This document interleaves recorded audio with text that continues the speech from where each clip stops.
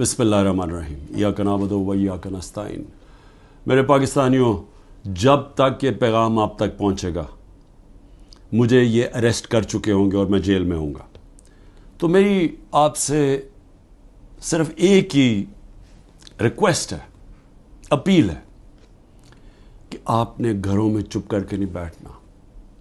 मैं ये जो जदोजहद कर रहा हूँ ये अपनी ज़ात के लिए नहीं कर रहा, ये अपनी कौम के लिए कर रहा हूँ, आपके लिए कर रहा हूँ, आपके बच्चों के मुस्तकबिल के लिए कर रहा हूँ।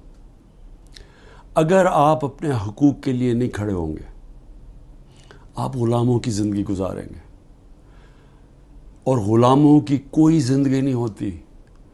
ग़ुलाम ऐसे होते हैं जैसे चूंटियाँ ज़मीन पे होती हैं, उनके ऊपर परवाज़ नहीं होती। और ये बड़ी ख्वाब का नाम था पाकिस्तान, नारा था ला इलाहा इल्लल्लाह। पाकिस्तान का मतलब क्या कि हम कोई इंसान के सामने नहीं झुकते।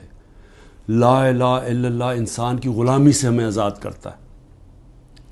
और हमारे नबी सल्लल्लाहु अलैहि वसल्लम ने अपनी मदीना की रियासत में सबसे पहले इंसानों को आज़ाद किया था अदल और इंसाफ दे के। ये है जंग इंसाफ की, आपके हकूक़ की, आपकी आज़ादी की। और कभी भी याद रखें, कोई आज़ादी प्लेट में रख के नहीं देता। जिस तरह मैं कहता हूँ जंजीरें गिरती नहीं हैं, तोड़नी पड़ती हैं। पुरअमन एहतजाज आपने करते रहना है जब तक कि आपको आपका हक नहीं मिलता। और वो सबसे बड़ा फंडामेंटल राइट है वोट के ज़रिए अपनी हुकूमत मुंतखब करना, ना तो किसी और कोई कब्ज़ा ग्रुप इस मुल्क के ऊपर कब्ज़ा करके बैठ जाए जो आज कब्ज़ा करके बैठा हुआ है। शुक्रिया।